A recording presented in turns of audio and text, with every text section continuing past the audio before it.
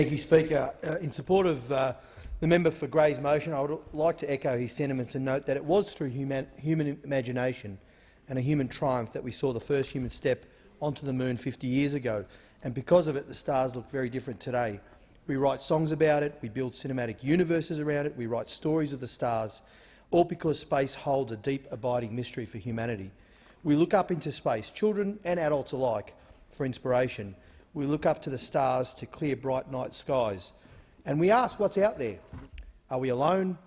All questions that lead us a little closer to the meaning of life and perhaps our purpose in it. And Australia has been an integral part of every deep space mission NASA has ever flown, going back to 1957 with the establishment of the Woomera facility in South Australia.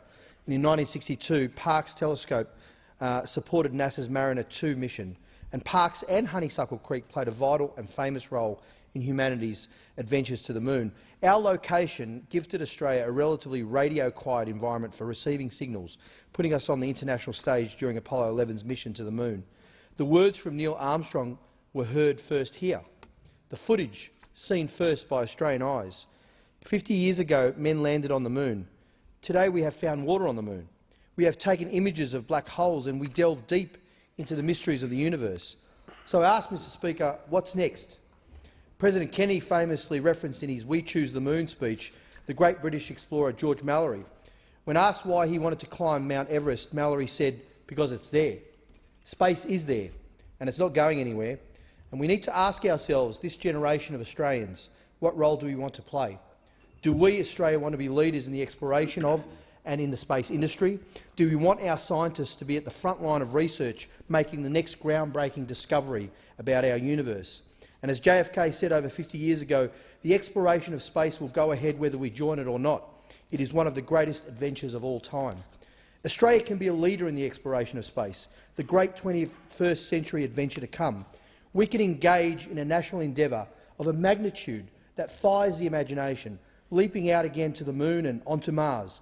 This is not just an investment for our science and technology industries. It's an investment in Australia and our future. JFK in 1961, when putting a man on the moon was just an idea, made that leap of faith, exhorting his citizens to own the mission to put a man on the moon.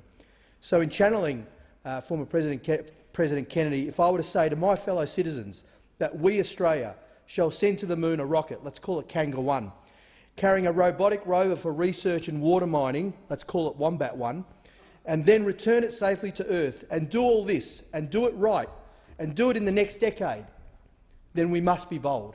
Australia must be bold. We can and should be part of the next manned mission to the moon and the first manned mission to Mars, so that our scientific capabilities flourish, expand, enhance our lives with the technological breakthroughs surely to come from such a national endeavour. And the men and women from the land down under will be part of humanity's next great leap out to the stars.